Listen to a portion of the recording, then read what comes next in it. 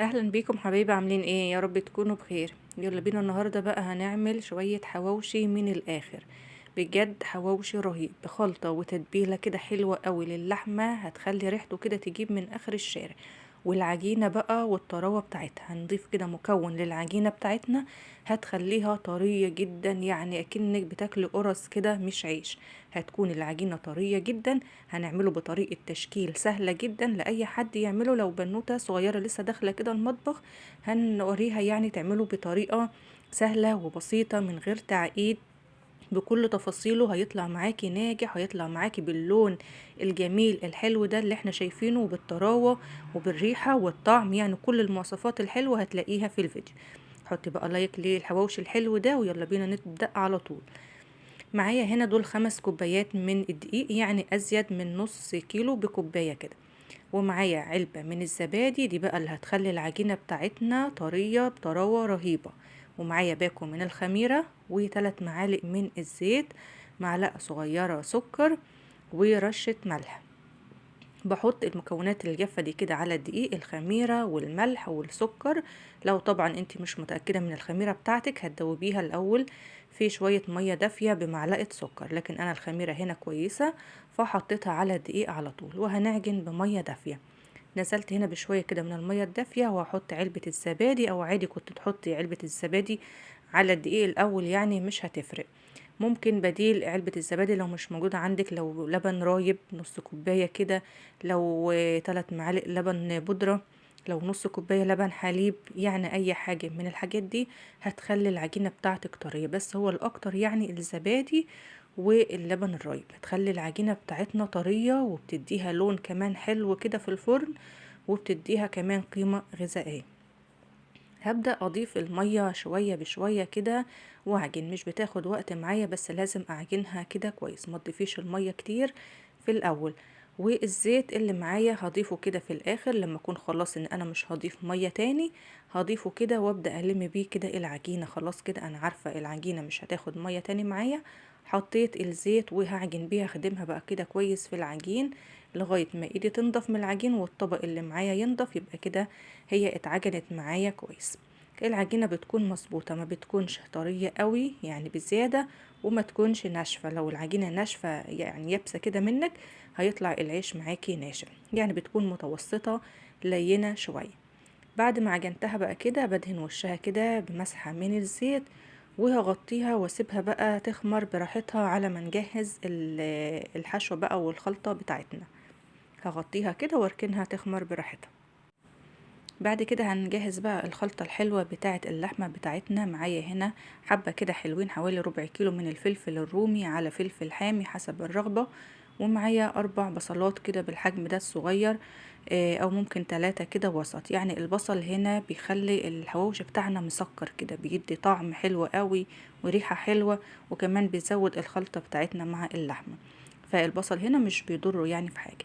وهنا فلفل رومي برضو بيدي طعم وبيدي ريحة حلوة قوي، فلفل رومي اخضر، فلفل احمر، قرن فلفل حامي كده. يعني الحواوشي بيبقى عاوز يكون كده سبايسي شوية كده، يعني بيبقى بيفتح النفس كده.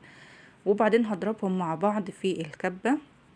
انا مش عايزاهم يكونوا مفرومين ناعم قوي، يعني يكون ملامحهم مختفية كده، ولا يكونوا خشنين، يعني يكون وسط بالقوام اللي انا هوريه لكم دلوقتي، يعني مجروشين كده. شايفين الشكل ده وشايفين الالوان، يعني قطع البصل باينه ان هي ناعمه مفرومه، والفلفل كمان ريحتهم مش قادره اقول لكم، هم مفرومين مع بعض كده حلوه قوي. شايفين شكلهم عامل ازاي؟ تمام كده. بعد كده بجيب هنا نص كيلو من اللحمه المفرومه، وطبعا عشان برضو الحواوشي بتاعنا يدينا الريحه الحلوه بتاعه الحواوشي الجاهز ده والطعم الحلو، لازم يكون مع اللحمه المفرومه تفرمي معاها قطعه كده من الدهنه. انا هنا حسيت اللحمه مش مفرومه، يعني خشنه شويه، مش مفرومه مش ناعمه قوي، فهديها وش كده في الكبه. انت ممكن تستغني عن الخطوه دي لو مش موجوده عندك الكبه، لو اللحمه بتاعتك مفرومه كويس. او ممكن كمان بايديكي تخلطيها كده بايديكي، هتدي برضو نفس الغرض. انا عطيتها وش بس كده يعني على السريع، وهضيف عليها الخلطه بتاعتنا. الخلطه بتاعتنا بجد رهيبه. بعد كده هنضيف بقى التوابل بتاعتنا، شيء اساسي بقى جوزة الطيب، رشة كده من جوزة الطيب على الحواوشي، دي بتخلي بقى ريحته تبقى مفحفحة بقى كده. هديله رشة كده يعني حوالي مش كتير قوي برضو، حوالي ربع كده معلقة، حوالي نص معلقة من الفلفل الاسود، والملح طبعا على حسب الكمية وحسب الرغبة، معلقتين كده صغيرين، وحوالي نص معلقة من الكزبرة الناشفة، نص معلقة صغيرة كده من الكزبرة الناشفة. بس مش بحب ازود توابل تانية اكتر من كده عشان ما تغطيش بقى على طعم اللحمة. بعد كده هخلط بقى اللحمة بتاعتي كويس قوي مع الخلطة الحلوة اللي احنا عملناها دي. بعد كده هنا لقيتها ان هي الفلفل ما كانش حامي قوي، انا حطيت رشة كده من الشطة، ممكن تستغنوا عنها، ممكن تحطوا بابريكا، يعني الحاجات دي حسب الرغبة. بعد كده هخلطهم بقى كويس قوي مع بعض، عايزة اللحمة بقى تتجانس مع الخلطة الحلوة بتاعتنا دي وتتملح بقى كلها وتتشرب من التوابل. هخلطها كده كويس قوي، شايفين بقى شكلها عامل ازاي ولا ريحتها وهي نية كده؟ بجد حلوة قوي. هلمهم بقى كده على بعض وهغطيهم وهدخلها التلاجة بقى تتشبع كده وتتشرب من بعضها على ما العجين بتاعنا يخمر ونقطع العجين. هنا العجين بتاعنا بقى خمر، شايفين حجمه الضاعف، والعجينة معايا مظبوطة جدا وخمرانة، شايفين الخمر بتاعها عامل ازاي؟ فهبطها كده شوية، اخرج الهواء كده منها، وهبدأ اقطعها كده على رشة من الدقيق. التقطيعة بقى على حسب حجم الرغيف اللي انتي عاوزاه. انا هنا هعمله ارغفة كده صغيرة، يعني القطعة اللي انا عاملاها الكورة دي هفردها رغيف وهطبقه نصين، وهوريكم تاني برضو في نفس الفيديو تعملوا ازاي لو هتعملوا رغيف اللي هو رغيفين على بعض، هوريكم ده وده.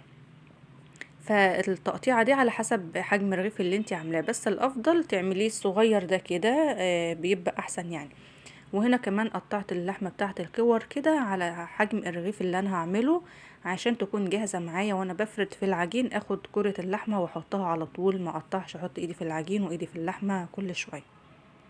بعد كده بكون سبت العجين غطيته كده ببلاستيك عشان الوش بتاعه ما ينشفش، وبسيبه يرتاح كده 10 دقايق عشان لما اجي افرده يتفرد معايا بكل سهولة. بعد ما العجينة ترتاح تلاقيها تتفرد كده معايا بكل سهولة. وبعدين باخد من اول يعني واحدة ان انا قطعتها الاول بتكون ارتاحت، بفرده كده زي ما انتوا شايفين، يعني السمك بيكون كده متوسط ولا رقيق قوي عشان ميبقاش الرغيف ناشف ولا تخين قوي، يعني يكون كده متوسط. بعد كده ما فردت الرغيف بجيب بقى كرة اللحمة وبحطها كده بسويها على نص الرغيف، بسيب حتة صغيرة من على الطرف كده اللي دي هقفل عليها الحروف الرغيف. الطريقة دي سهلة جدا لأي حد زي ما قلت لكم يعمله. لو أول مرة هتعملي حواوشي أو بنوتة صغيرة لسه داخلة المطبخ أو عروسة مثلا جديدة لسه داخلة المطبخ، بالطريقة دي هتعرفي ان انتي تشكليه، مش هيكون صعب عليكي في الفرد وفي التشكيل. فهتعمليه بالحجم الصغير ده بيبقى احسن، وفي الاكل كمان بيبقى احسن. اللي ياخد مثلا رغيف يخلصه، اللي ياخد 2 يعني بالهنا والشفا للي ياكل، بس اللي ياخد واحدة كده تكون صغيرة وتتاكل كده على طول. الصواني هنا مدهونة دهنة زيت اللي هخبز فيها الحواوشي. هنا هوريكم واحدة تاني من اللي هو الرغيف الواحد ده، وبعدين هوريكم رغيف من اللي هما الطبقتين على بعض. بروح مطبقة كده وشايفين بروح لفاها كده، وبايد واحدة باخد الطرفين كده على بعض، وطرفين يعني حتة صغيرة، وبروح ابرمهم واضغط عليهم، يعني ببرم وبضغط كده في نفس الوقت، بكون قفلت كده على الرغيف وفي نفس الوقت بيبقى شكله حلو وما بتفتحش معايا كده في الفرن. وكمان مش مطبقة يعني عجين كتير في الطرف، شايفين الطرف رفيع جدا ومقفل على الرغيف. هنا بقى لو هتعملي بقى رغيفين، رغيف يعني مثلا سليم نفس كورة العجين اللي احنا عاملينها ونفس كورة اللحمة اللي احنا عاملينها، فردت كورة العجين وعليها كورة اللحمة نفس هي اللي احنا عاملينها، وهتحطي الرغيف التاني عليها نفس النظام. بتظبطيهم بقى كده على بعض. وهنا برضو الطرف بايد واحدة كده بناخد طرف صغير الطرفين على بعض وبنبرمهم كده، بيدينا شكل الضفيرة الرفيعة الحلوة دي، يعني بيدينا شكل حلو وفي نفس الوقت مقفلين على الرغيف حلو كده. برضو رغيف واحد بس برضو حجمه كده صغير، شكله حلو، التقديم شكله حلو، بيتعمل برضو بكل سهولة. بس وبديله تبطيطة بقى كده بسيطة وبحطه على الصينية. بكمل بقى الكمية بتاعتي نفس النظام. بعد ما بخلص كله بقى تشكيل، في الوقت ده بكون مولعة الفرن يسخن، وهنا بقى بدهن الوش معايا بيضة او صفار بيضة مع معلقتين لبن ورشة من الملح ورشة من الفلفل الاسود، وبالفرشة كده وبدهن وش العجين. طبعا بيكون العجين ارتاح معايا في الصواني، على ما خلصت تشكيل بيكون ارتاح معايا على طول. بدهن هنا الوش كويس قوي عشان يدينا اللون الحلو اللي شفتوه ده في اول الفيديو. وهنا بحط بقى رشة سمسم او ممكن حبة البركة، او ممكن ما تحطيش حاجة خالص، هو بياخد اللون الحلو من الدهان اللي احنا دهناه ده. بعد كده بالشوكة بقى بخرمه كده بالشوكة عشان ما ينفخش مني في الفرن، وبدخله بقى على فرن سخن، بحطه على الصاجة من تحت مولعة الفرن فوق وتحت، ويكون الفرن سخن. بعد ما بيستوي كده وياخد لون من تحت، ممكن ترفعيه على الشبكة فوق للشواية لو في حالة الشواية عندك مش بتشتغل مع الفرن. بعد ما بطلعه من الفرن، بطلعه من الصاج كده، بحط ورق ابيض كده نضيف بطلع عليه العيش، وبغطيه بحته نضيفه كده بتاعه المطبخ او فوطه نضيفه عشان ترجع له السخونيه كده تاني، ترد كده عليه ويبقى طري. يعني مش قادره بجد اوصف لكم اولا الريحه وهو بيتخبز في الفرن كده، الريحه قلب الدنيا. الطعم اللحمه رهيب بالخلطه الحلوه اللي احنا عاملينها دي. غير كمان الطراوة بتاعة العيش، اللقمة نفسها بتاعة العيش طرية بتدوب كده في البق، ولا ناشف ولا مجلد، ولا في اي حاجة خالص من اي مشاكل كان ممكن بتحصل معاكم في العيش بلحمة. واخد اللون الحلو المظبوط من فوق ومن تحت، كل حاجة بجد مظبوطة فيه. بتمنى تجربوه بنفس الطريقة بنفس الخطوات ونفس المقادير، هيطلع معاكم انجح حواوشي هتعملوه. متنسوش بقى اللايك، واشوفكم على خير في فيديو جديد ان شاء الله.